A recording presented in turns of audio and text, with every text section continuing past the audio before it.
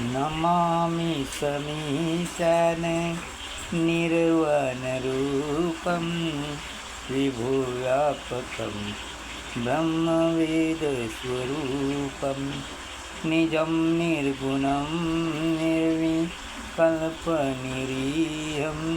चिदाकाशमाकाशवासं भजेऽहम्। ॐ नमः शिवाय. बघा ज्ञान, आपण ज्ञान कसं पाहतो? डोळ्यानं पाहतो का ज्ञान? कानानं ऐकतो. काय ऐकतो? ते शब्द ऐकतो. मग त्या शब्दाचा अर्थ आपल्या बुद्धीनुसार होतो, आपल्या विवेकानुसार होतो, आणि तो अर्थ आपल्याला जो समजला ते ज्ञान नव्हे. अर्थ समजला म्हणजे ते ज्ञान नव्हे, तर त्या शब्दाचा आपल्यामध्ये स्फोट झाला पाहिजे. कसा स्फोट होतो? निजम निर्गुणम, म्हणजे आंतरिक निर्गुण झालं पाहिजे, स्वतःमध्ये निर्गुण झालं पाहिजे, स्वतःमध्ये स्फोट झाला पाहिजे की शरीर नष्ट झालं, मन नष्ट झालं, बुद्धी नष्ट झाली आणि आपण त्याच्यामध्ये ज्ञानामध्ये पिघळलो. पिघळलो म्हणजे काय झालं? त्याच्यामध्ये मिक्स झालो. मिक्स झालो म्हणजे आपण परमज्ञानी झालो. एखादा शब्द ऐकला की त्याचं ज्ञान आपल्या बुद्धीनुसार होतं, पण बुद्धीनुसार ज्ञान न होता, शब्दानुसार ज्ञान न होता, त्या शब्दाचा, ब्रह्मज्ञानाचा स्फोट झाला पाहिजे. कुठे झाला पाहिजे? आपल्यामध्ये, आपल्या अहंकारामध्ये, आपल्या बुद्धीमध्ये, आपल्या विवेकामध्ये, आपल्या शरीरामध्ये स्फोट होऊन संपूर्ण विघळलं पाहिजे. आणि आपण ते पाहिलं पाहिजे. आणि आपण ते पाहिलं की गुरुचं ज्ञान पचलं. मग हे स्फोट केव्हा होतो? समजा एखादा फटाका आहे, मग त्याला अग्नी लावणारा कोणीतरी असतो. अग्नी लावली की तो जळत जळत जातो आणि स्फोट, मग आवाज येतो.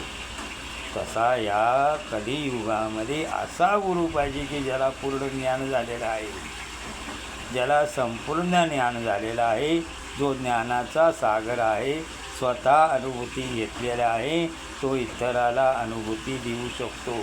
त्याच्याच सानिध्यामध्ये, त्याच्याच गुरुप्रसादाने, त्याच्याच गुरुकृपेने शिष्यम परम मंगल होऊ शकतो.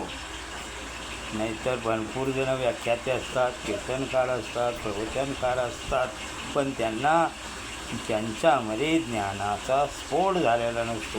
ते ज्ञानामध्ये विरघळलेले नसतात. निजात्मा त्यांना भेटलेला नसतो, म्हणजे निज आत्म्यामध्ये ते प्रतिष्ठित झालेले नसतात. वर्ण मस्त देखावा केला आहे, चांगले कपडे घातलेत, माळा घातल्यात, काय काय टिळे लावलेत, भरपूर काय काय केलेलं आहे, पण त्याच्यामध्ये स्फोट झालेला नाही. असा गुरु कृपा कधीच करू शकत नाही. बघा, जिथं अग्नी पेटलेले आहे, त्या अग्नीच्या कडेला बसले की आपल्याला गरम होणार. तसा एखादा गुरु ज्ञानी आहे, त्याच्यात ज्ञानाची किरणं आपल्या शरीरामध्ये, आपल्यामध्ये येतात. बघा, तिथं सुगंधित आहे, त्याचं सुगंध आपल्या नाकाला येतो. तसं ज्ञान हे एक पंच इंद्रिय आहे. ते डोळ्यानं होत नाही, कानानं होत नाही, श्वासानं होत नाही, जिभेनं होत नाही, स्पर्शानं होत नाही. याच्या पलीकडचं एक छट इंद्रिय आहे, त्या ठिकाणी ज्ञान होतं. आणि त्याचं ते इंद्रिय जागं झालं, त्याचं इंद्रिय जागं कोण करतो? तो गुरुजी करतो. गुरुच्या सानिध्यात होतं आणि ते छट इंद्रिय जागं झालं की ज्ञान होतं. आणि ज्ञानाचा आपल्या शरीरामध्ये स्फोट होतो. शरीर राहतं, पण आपल्या मनाला ते दिसत नाही, बुद्धीला दिसत नाही, कशाला दिसत नाही. फक्त काय उरतं? तर ज्ञान. म्हणून नाही ज्ञानेन सदृश्य पवित्रमहि विद्यते, म्हणजे ज्ञान त्याला पवित्र करून टाकतं. सगळं शरीर पवित्र होतं, मन पवित्र होतं, बुद्धी पवित्र होतं, सर्व काही पवित्र होऊन तो विनासक्त होतो, कुठलीही आसक्ती राहत नाही.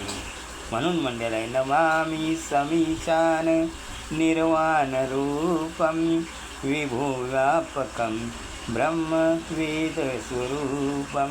निजं निर्गुणं निर्विकल्पनिरीहं चिदाकाशमाकाशवासं भजेऽहम्. आपल्या या गुरुपौर्णिमा साजरी होणार आहे, त्याची प्रत्येकाला तारीख वेळ कळवली जाईल आणि कुठं होईल हे तर सुद्धा कळवलं जाईल. आपण या गुरुपौर्णिमेच्या अंमलावीत होण्यासाठी तयार राहावं. प्रत्येकाला संदेशसुद्धा शिष्यांना दिला जाईल. ओम चैतन्य गगनगिरी नाथाय नमः.